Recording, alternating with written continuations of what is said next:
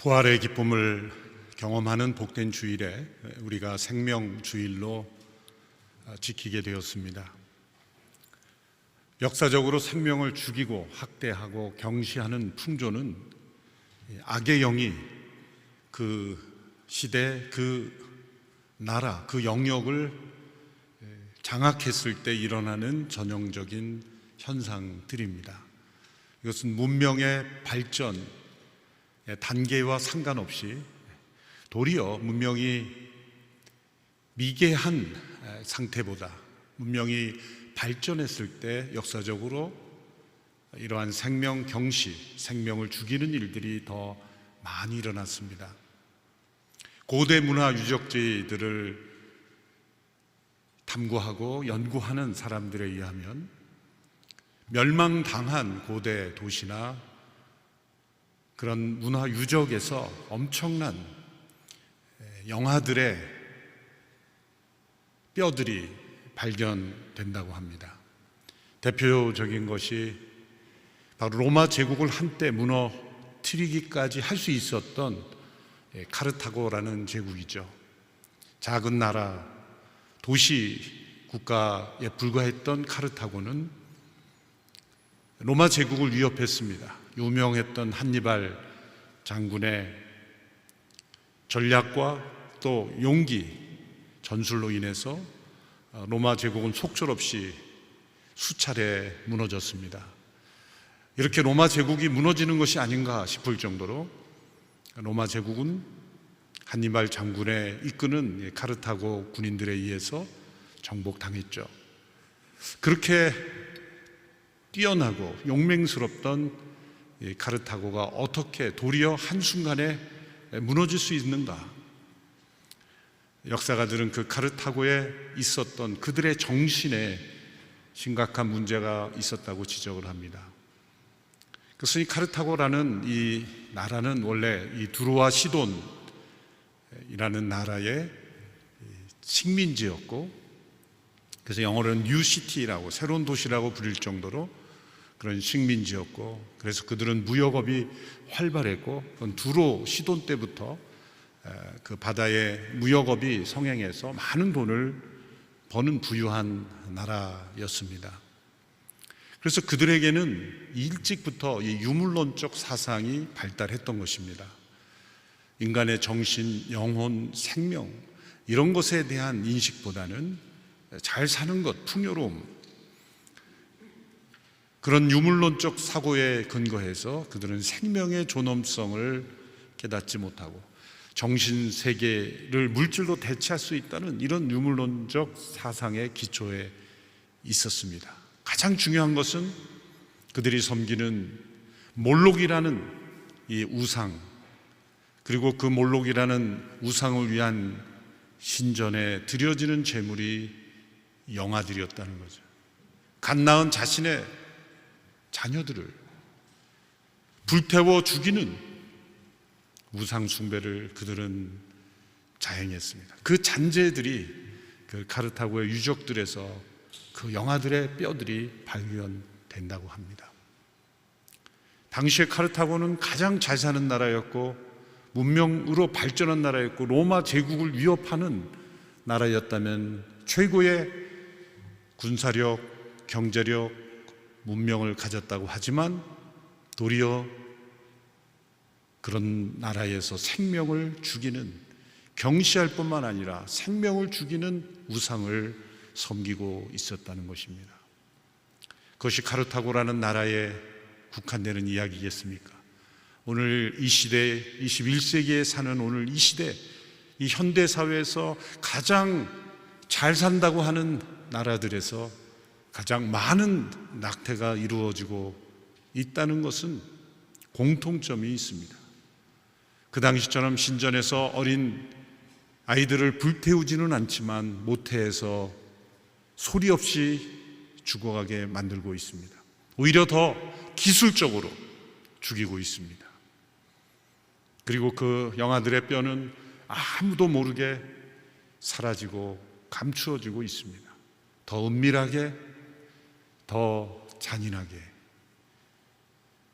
수천의 영아만이 아니라 셀 수 없는 영아들이 살해당하고 있는 현실입니다. 선진국일수록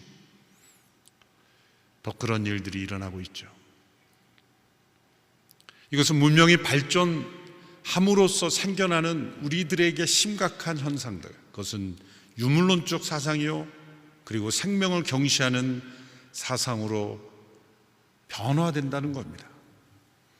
시간이 흘러갈수록 더 악을 향하여 치닫는 이 종말의 시대에 바로 우리가 그런 시대를 살고 있으며, 그것은 바로 우리와 상관없는 이야기가 아니라 우리 안에 일어나고 있는 일들입니다. 예수님의 부활이라는 관점에서 우리는 이 현상을 어떻게 보아야 하며, 또 예수님의 부활을 통하여 우리는 인간의 생명을 어떻게 바라보아야 할 것인가입니다. 예수님께서 마르다에게 이렇게 말씀하셨습니다. 나는 부활이요 생명이니 나를 믿는 자는 죽어도 살겠고 살아서 나를 믿는 사람은 영원히 죽지 않을 것이다. 예수님께서 자신을 소개하시면서 부활과 생명이라는 두 단어로 설명하셨습니다. 나는 부활이다 라는 말씀만 하시지 않고 거기에 덧붙여 생명이라 이렇게 말씀하신 것은, 나는 부활이요 또한 부활 그 이상이다, 바로 생명이라고 말씀하신 겁니다. 나는 부활과 생명에 대한 진리를 전한다고 말씀하지 않고 내가 곧 부활이요 내가 곧 생명이라고 말씀하셨습니다. 이 부활이라는 단어 후에 이 생명을 말씀하신 것은, 이 생명은 십자가와 부활을 통해서 얻으신 생명이라는 뜻입니다. 예수님은 이 생명을 위해서 이 땅에 오셨고 이 생명을 위해 십자가를 지셨고 이 생명을 위하여 부활하신 것입니다. 인간의 생명이 왜 소중합니까? 구체적으로 말하자면 인간에게 있는 이 자연적 생명이 왜 소중합니까? 그것은 단지 살아있는 존재이기 때문만은 아닙니다. 단지 살아있는 존재이기 때문에 소중한 것이라면 불교가 주장하는 대로 가는 것이죠. 살아있는 식물도 죽이면 안 되고 살아있는 동물도 먹어서는 안 되고 소위 살생하면 안 되는 것이죠. 단지 살아있기 때문에 소중한 것입니까? 인간의 생명이 소중한 것은, 모든 생명은, 하나님께서 창조하신 모든 생명은 영원한 생명으로 이어지는 생명이기 때문입니다. 신약 성경은 생명을 두 가지 종류로 구분하여 설명하죠. 첫째로 영적 생명, 이 조에라고 하는 것, 영원하신 하나님 안에 있는 생명입니다. 둘째로 자연적 생명, 비오스라는 단어를 통해서 자연을 의지해야 하는 이 생물학적 생명을 뜻합니다. 이 조에와 비오스 두 가지로 설명하죠. 이 자연적 생명, 비오스는 또 두 가지로 나누어져 동식물의 생명과 인간의 생명입니다. 이 동식물의 생명은 그저 있는 그대로 존재하는 본능과 자연 질서에 순응하는 생명입니다.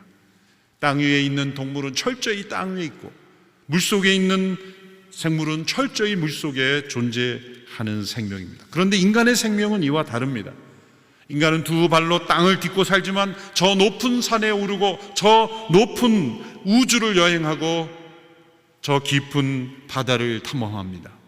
자연 질서에 의존하면서도 그 질서를 뛰어넘습니다. 왜?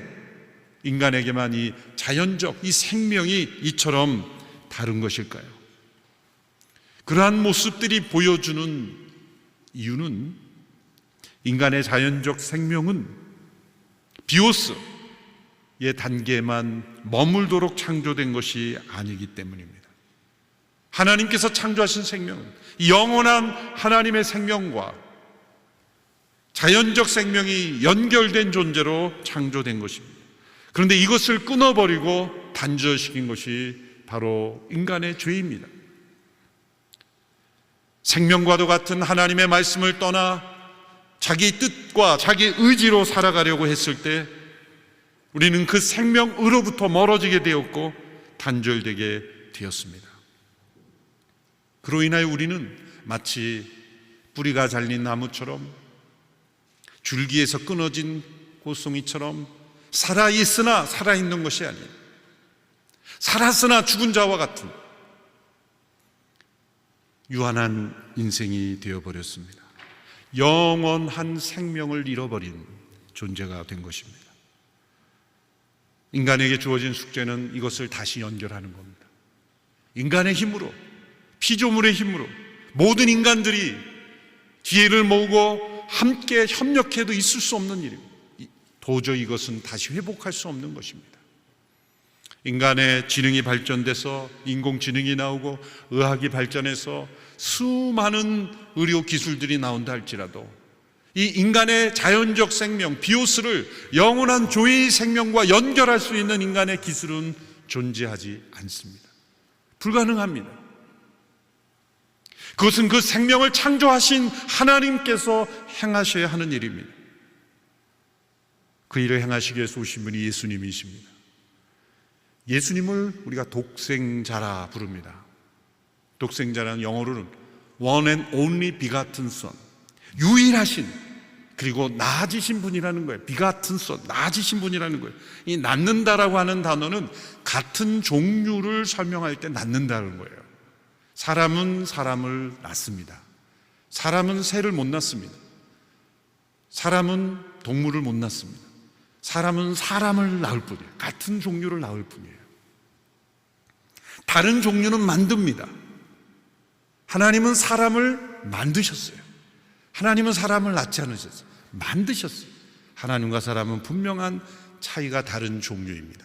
사람은 비행기를 만들고 사람은 자동차를 만듭니다. 하나님께서 낳으신, 하나님과 같은 종류이신, 본질상 하나이신 그분의 아들, 유일하신 아들이신 예수 그리스도, 그분이 육신이 되어 이 땅에 오신 이유는 무엇입니까? 육신으로 오시되 인간의 비오스의 생명으로 오신 이유는 무엇입니까? 그 생명을, 자신을 들여 죄의 대가로 치르시고 하나님의 용서가 부어지게 하신 까닭은 무엇입니까? 그리고 그 죽음에서 다시 부활하신 이유는 무엇입니까? 그것은 부활하신 예수님께서 우리에게 그 생명을, 이 부활의 생명을 우리에게 다시 주시기 위해서, 회복시키기 위해서, 곧 비오스의 생명을, 영원한 이 조의 생명과 다시 연결시키기 위해서 오신 것입니다.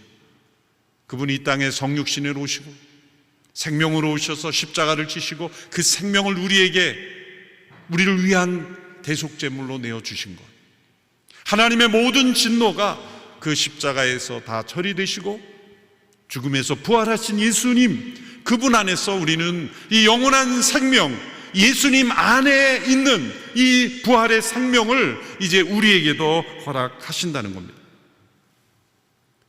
부활하신 주님이 나는 부활이요 생명이라고 말씀하신 이유가 바로 거기에 있습니다.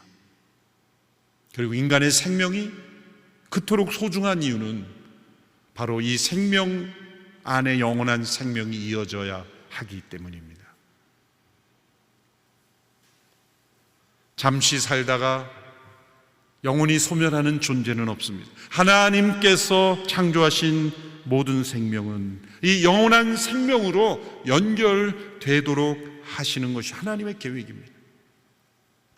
예수님께서 십자가에 죽으시고 부활하셔서 우리에게 주시는 생명은 이제 우리로 하여금 하나님의 자녀로 입양되게 하시는 겁니다. 유일하신 아들은 예수 그리스도, 그분 한 분입니다. 우리는 피조된, 만들어진 존재입니다. 놀라운 것은 그 하나님의 아들 예수 그리스도께서 주시는 생명으로 우리는 마치 나아진 존재처럼 예수 그리스도 안에서 우리는 하나님의 자녀가 된다는 거예요. 상상할 수 없는 변화가 우리에게 일어나는 것입니다. 우리 안에 일어난 이 놀라운 변화, 영적 영원한 생명이 가능하게 하는 것입니다. 예수님은 이 말씀을 사랑하는 오빠 나사로가 죽은 지 이미 4일이나 된 상태에서 슬픔 속에 빠져있는 마르다에게 주신 말씀이에요. 마르다에게 예수님께서 내 오빠가 다시 살아날 것이다 말씀하셨지만 마르다는 놀라지 않으면서 24절에서 이렇게 말하죠. 그가 마지막 날 부활 때 다시 살아나리라는 것은 제가 압니다. 안다라는 단어가 중요해요. 그는 알고 있었어요. 왜? 이미 바리새인들이 죽은 자의 부활이 있을 것이라고 가르쳤기 때문에 지식적으로, 교리적으로, 종교적으로 부활을 알고 있었어요. 그렇지만 마르다는 그 예수님께 주시는 영원한 생명을 믿지는 못했습니다. 오늘 부활을 주의를 보내는 우리에게, 또한 생명주의를 보내는 우리들에게 우리가 단지 아는 것에 그친다면 마르다의 수준에 그치는 것입니다. 아는 것으로는 변화되지 않습니다. 예수님의 제자들이 예수님이 부활하신 이후에도 여러 차례, 10여 차례 나타났지만 제자들은 그 시대에는 변화되지 않았어요. 예수님 부활하셔서 지금 곳곳에서 나타난다는 것을 알고 있었지만 변화되지 않았어요. 여전히 두려움 속에 있었어요. 한편으로는 놀람과 기쁨이 있었지만 두려움이 더 컸습니다. 당혹스러움이 더 컸습니다. 심지어 과거로 돌아가려는 제자들도 있었습니다. 왜 그럴까요? 부활하신 주님께서 주시는 영원한 생명이 성령 안에서 아직도 부어지지 않았기 때문입니다. 우리는 성령 안에서 예수 그리스도, 부활하신 예수님께서 주시는 영원한 생명을 선물로 받은 사람들입니다. 머릿속에 아는 지식이 아니라 우리의 삶으로 체험하는 생명이 우리 가운데 있습니다. 내가 이것을 믿느냐 말씀하신 주님의 말씀 앞에서 네, 제가 믿습니다. 제 안에 그리스도의 영원한 생명이 있음을 믿습니다. 그리고 그 생명이 얼마나 소중하기에 우리에게 주어진 이 인간의 육신의 생명도 얼마나 소중한지 깨닫게 된 것입니다. 인간의 생명이 더덥고 짧은 인생이기 때문에 소중한 것이 아닙니다. 짧은 인생이기에 소중하면 태어나자마자 얼마 되지 않아 병으로 세상을 떠난 이들은 불행한 인생이 되지 않습니까?